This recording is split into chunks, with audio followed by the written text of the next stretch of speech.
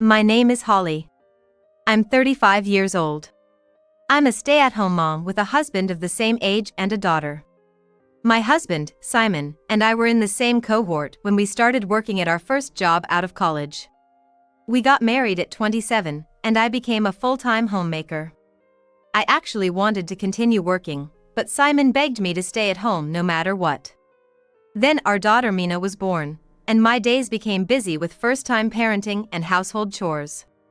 It was around that time that I started noticing something odd about Simon. I didn't realize until after Mina was born, but Simon looked down on people he considered beneath him. Even when I hadn't slept a wink because of Mina's night crying, he would nonchalantly say things like, "Must be nice being a leisurely housewife." Moreover, Simon was sometimes cold to Mina as well. That's because, since kindergarten, Mina occasionally made predictions like statements. For instance, on our way back from the grocery store, if we went the way Mina insisted despite her tantrums, we'd find out there had been an accident on our usual route at that time. Simon gradually started to find Mina creepy because of this. Mina's mysterious statements disappeared as she grew older, but Simon still didn't actively engage with her, and even now, they hardly talk. Instead, he started blaming me. "It's your fault Mina is so unfriendly." Simon began to blame me for everything he didn't like. Of course, I've thought about divorce, but I've been holding out, at least until Mina graduates from college. One Saturday, with Mina out all day for sports activities and Simon also out, I immersed myself in my hobby of making accessories. I've always liked intricate work, and it helps relieve my daily stress. I heard someone coming in through the front door, and when I opened the living room door, Simon appeared. He was in a good mood, but the moment he saw the accessories I was making, he mocked them. "You're not telling me you've been wasting your time on this useless stuff until I got back, are you? There's plenty to do around the house, like laundry and cleaning." I did clean the water fixtures and weeded the garden today, though. Simon, who's often away from home, seems not to notice these changes. "Slacking on housework and making pointless things for yourself, what can you actually do? It's because you're such a sloppy, unproductive person that Mina turned out so gloomy." Mina, gloomy? What's he talking about? Isn't it because Simon doesn't bother with her? Mina talks to me about a lot of things every day. "Listen, you and Mina wouldn't survive without my income. Show me some respect. If you don't like it, try earning as much as I do. Then we'll be equals." Simon crossed his arms and looked down on me with his chin up. I'm sick and tired of being ridiculed like this. Just then, as if he remembered something, Simon said, "Oh, by the way, I have a dinner meeting tomorrow, so I don't need dinner." I couldn't believe my ears. Because tomorrow, Mina has a basketball game, and Simon had promised to come and cheer her on. I had somehow convinced him, despite his reluctance. Is he planning to break that promise? "I'll show Dad my best." Mina was psyched. Maybe she thinks if she shows off her skills, her father will take an interest in her. But Simon doesn't seem to notice his daughter's wishes. "A middle schooler's game is less important than my business dealings." That's the problem with women who don't understand work. I felt a sharp sting in my nose. I had to hold back, or I'd start crying right then. But if I cried now, I'd probably be told, "Women think crying solves everything." I sniffled, trying to stave off the tears. As Simon was about to leave the living room, he turned around and added, "And I'll be on a business trip overseas starting next week. As you can see, I'm busy. But you, who just waste time on pointless stuff, wouldn't understand." Simon left with a snort of laughter. And the following week, he left for his business trip early in the morning. Not even a "see you later." I sighed, and after a while, Mina woke up, rubbing her sleepy eyes. "Did Dad already leave?" "He left about 30 minutes ago." Then, Mina started making a call with her smartphone she was holding. "Your friend?" "No. Dad." Surely, she wasn't just calling to say goodbye. I watched, puzzled, as Mina continued calling until he picked up. After about 10 rings. "What is it, Mina?" "Dad's about to start working. Don't call me for no reason. I could hear his irritated voice coming from Mina's phone. He seemed annoyed by the sudden call. However, Mina ignored his grumpy words and continued. Dad, you haven't boarded the plane yet? That's right. It's almost boarding time. I'm hanging up now. Safe trip, okay? But... Mina paused for a moment, and then she said something unbelievable. Is the woman going with you your mistress? Be careful, or you'll get fired. Fired? I was so shocked by the unexpected words that my voice cracked. No, what does mistress even mean? What are you talking about, you silly girl? You've always been like this, still as creepy as ever. Perhaps it was my imagination, but his voice seemed to crack a bit too. After showering his own daughter with words no parent should use, he unilaterally ended the call. The beeping from the phone oddly echoed in the room. I was so confused and could only ask, "Are you still half asleep?" "I'll talk about it when Dad comes back," she said, and went back to her room. 3 days later, he came back from his business trip. He entered the house as if nothing had happened. I wanted to confirm what happened on the day he left, so I asked. "Hey, about that call the other day. What was that about?" He turned back with a mocking look as if to say, "You believe that nonsense? Do you believe Mina's silly story? She's always been saying weird stuff." I was dumbfounded. That was something she did up to her kindergarten years. But now, she's already in middle school. Next year, she'll be a high schooler. It became even clearer how little he has paid attention to his daughter. I couldn't help but confront him. "Enough already! You might not be interested, but Mina's going to be a high schooler soon. No matter how much you've neglected her, she wouldn't lie about something like that." I yelled at my husband. It was the first time I fought back in 16 years of marriage. I didn't know I could raise my voice like that. You've become quite bold while I was away on a business trip. Who do you think you are, living off? Enough with this. Don't you ever talk back to me again." His face turned red, he grabbed my collar and raised his right hand high. "I'm going to be hit." Just as I felt that and closed my eyes tight, the doorbell rang. He lowered his hand and carelessly let go of my shirt. "Go answer it." "Okay." I'm saved, I sighed in relief and scurried to check the monitor, where his boss was displayed. This boss is someone I know well since he took care of me when I was working. And he was the first to celebrate our marriage within the company. What could he possibly want without an appointment? He's not the type to come unannounced. I greeted him. "It's been a while. What brings you here?" The boss on the screen looked uneasy, swaying from side to side. "Holly, it's been a while. Sorry to drop in like this, but is Simon home by any chance?" Obviously, he wanted to see my husband for some reason. Normally, this kind of thing would be handled over email or a phone call. Must be something that requires a face-to-face. "Hey, what's taking so long? Who are you talking to?" Seemingly suspicious of the lengthy interaction, my husband asked me with irritation. "Your boss has come to visit." Suddenly, my husband's face turned pale as if drained of all blood. His eyes darted in all directions, and his entire body shook with small, uncontrollable tremors, completely losing his composure. A complete turnaround from his earlier demeanor. "I guess we should let him in." As I made to head to the entrance, my husband panicked and blocked my way. "Wait, the house is a mess, and I'll talk to him outside. You stay inside." "What are you talking about? I just vacuumed. Didn't you notice?" If anything, the only nuisance was his business trip suitcase lying around. "We can't just have a chat outside. He's important to your work, right? Even though I know that." I said this with a hint of sarcasm, trying to pass by him. But, apparently not wanting me to meet his boss at all costs, he grabbed my arm and pulled me toward the living room. "Ouch!" I exclaimed involuntarily because of the force.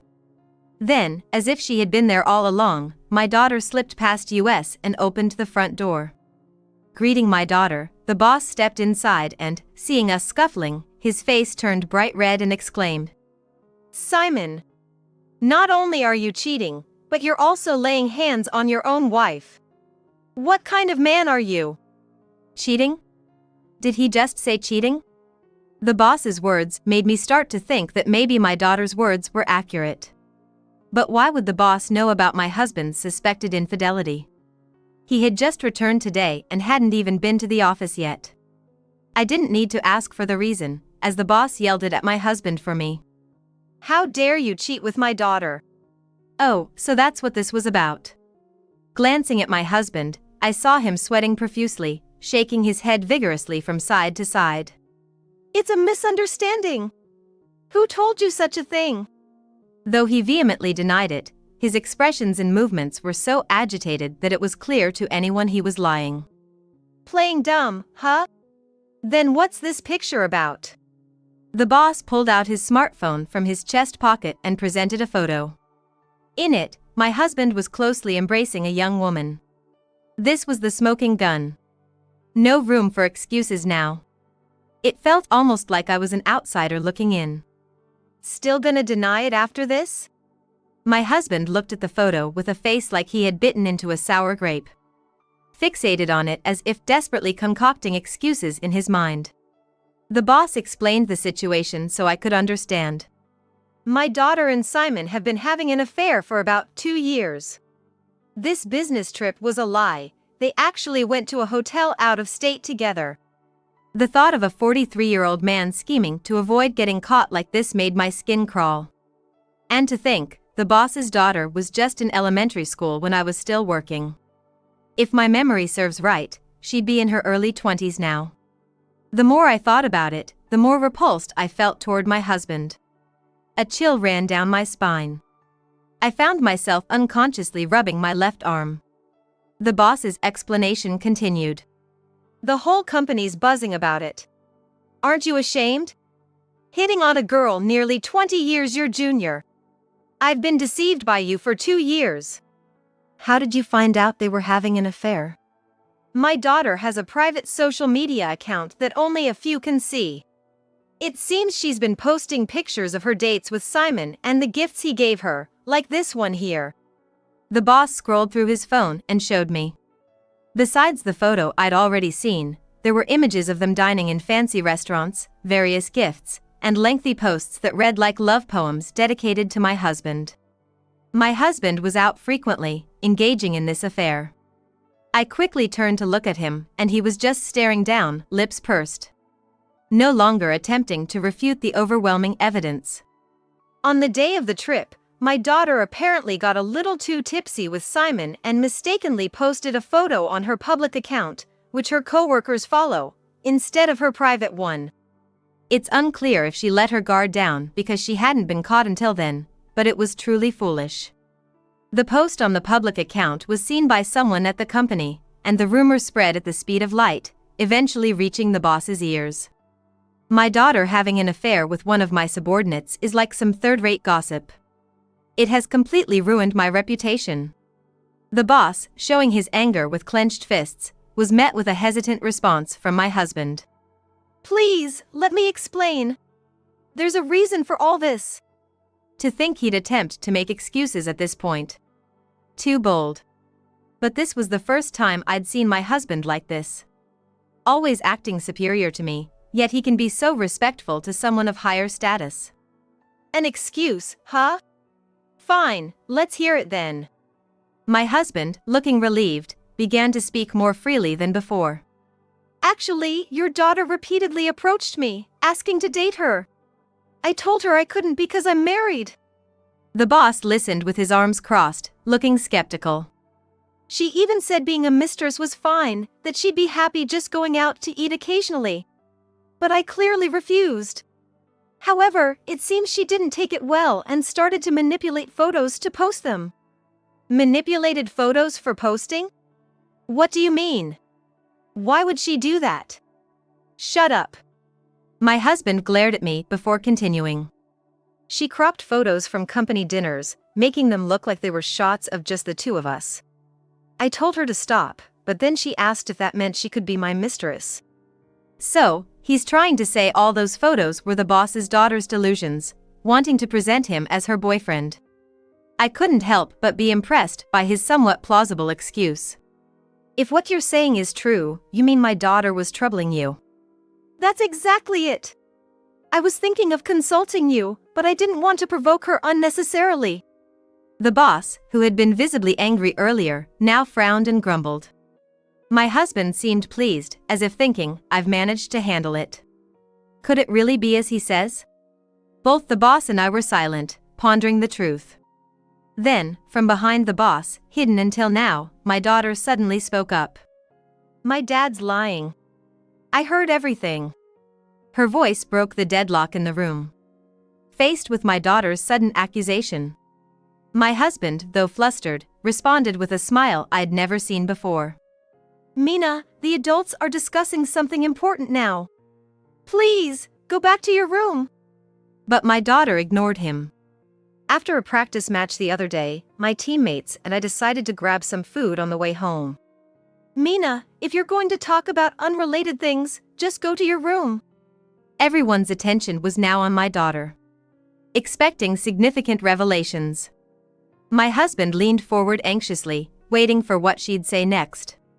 At the fast food place in front of the station.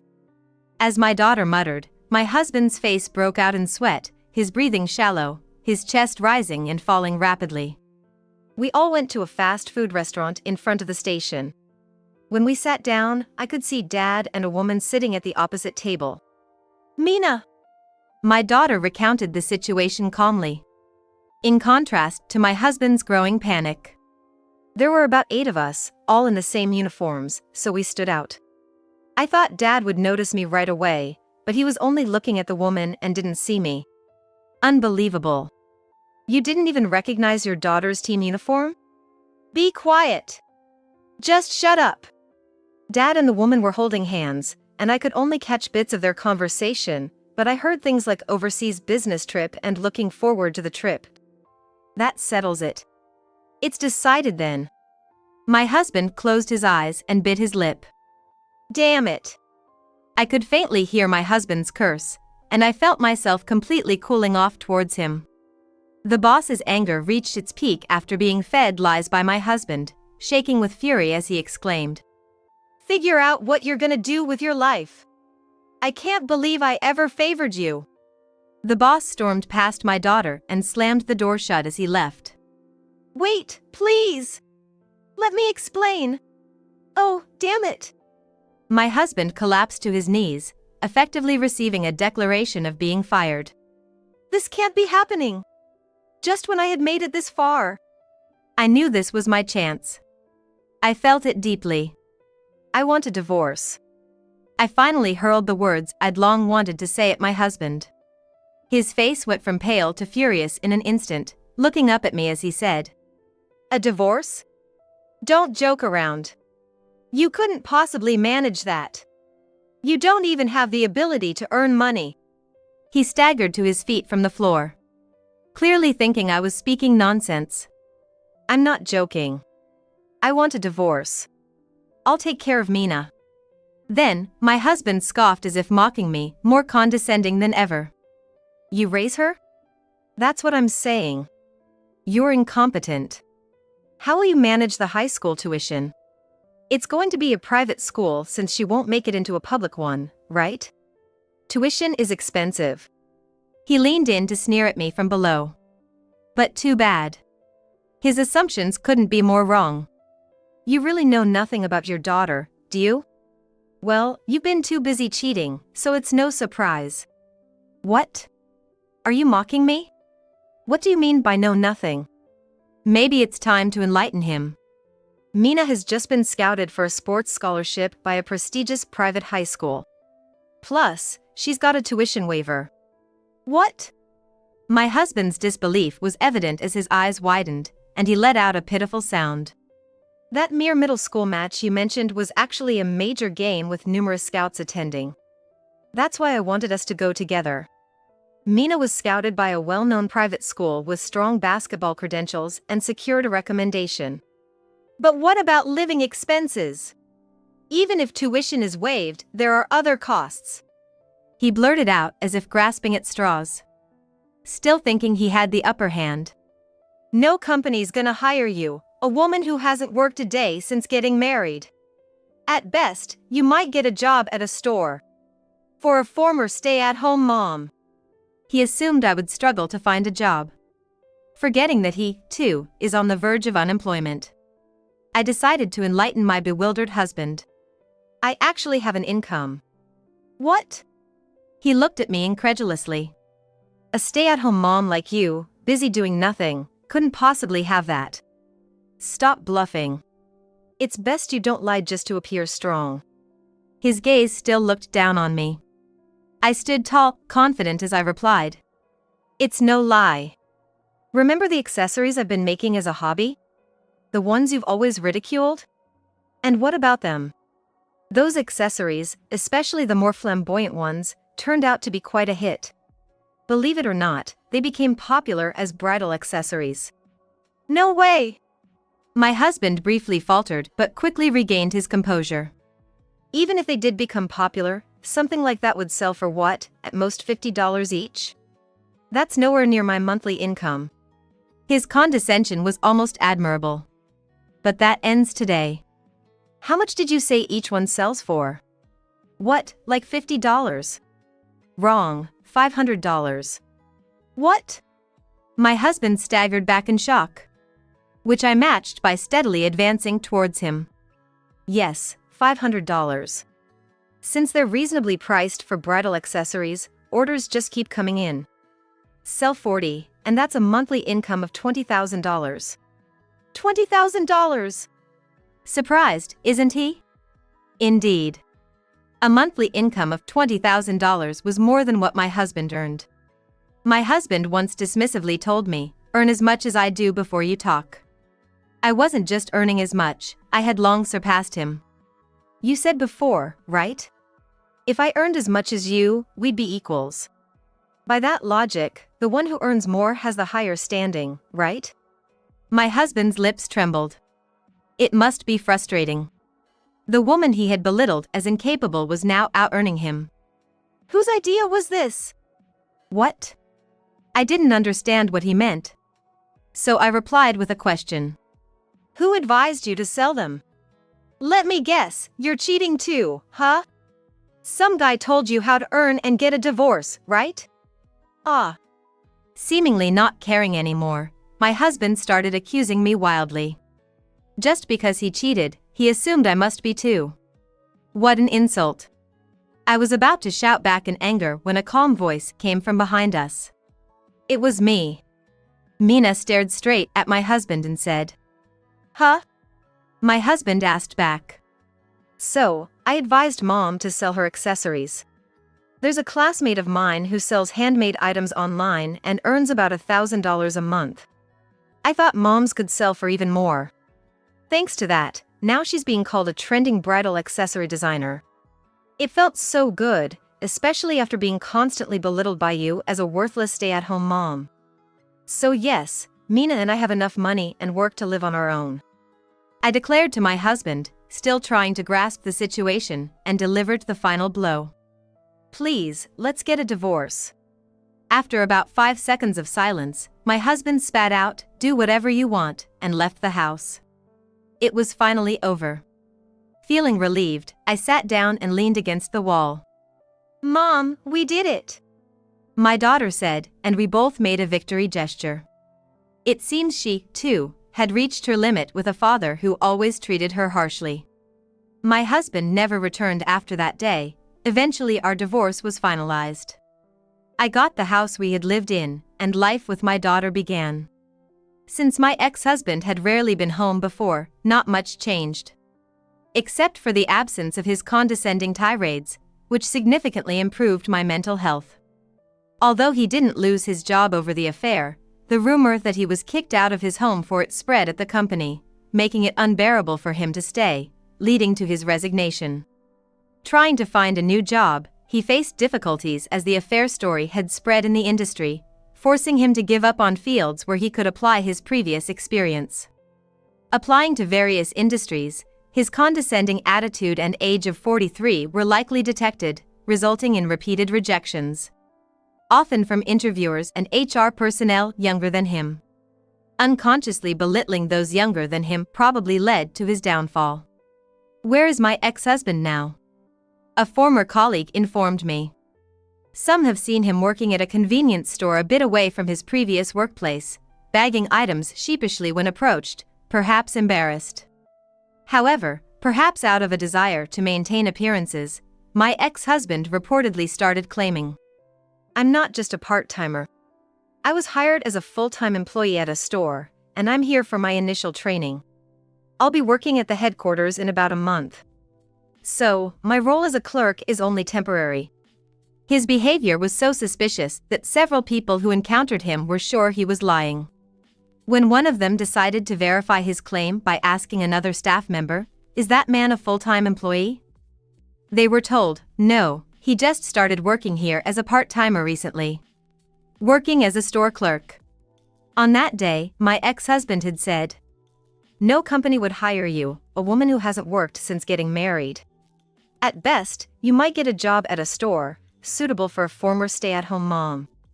The words he used to look down on me had ironically come back to haunt him. He's someone I no longer have a connection with. I found myself feeling unexpectedly nostalgic. However, that sentimentality shattered with a single phone call. A call from my ex-husband. I pressed the call rejection button and quietly placed my phone on the desk. He's tried contacting me numerous times. Initially, I answered, only to hear him plead in a lifeless voice, "Let's start over. I was wrong. You're all I have." But once he realized I had no intention of going back, he reverted to accusations and condescension. This man will never change. Well, it's none of my concern anymore. I stretched and resumed my accessory making. Currently working on a headpiece perfect for garden weddings. I had wondered if accessories made by a divorcee might be considered bad luck, but my daughter's amusing take, maybe it's actually good? Like, it carries your wish for the marriage not to end in divorce, made me laugh. My daughter isn't gloomy as her father claimed. She's inherently positive. He never tried to see it until the end. But now, we are happy. To protect this happiness, we're considering selling this house since there's a chance my ex-husband might come here. According to the real estate agent, the value of the land around here has gone up. We're talking about selling this place and moving to a condo near the station. I won't have to meet my ex-husband again or be unjustly ridiculed by him. Living with my daughter while doing what can only be described as my dream job is the most fulfilling time of my life.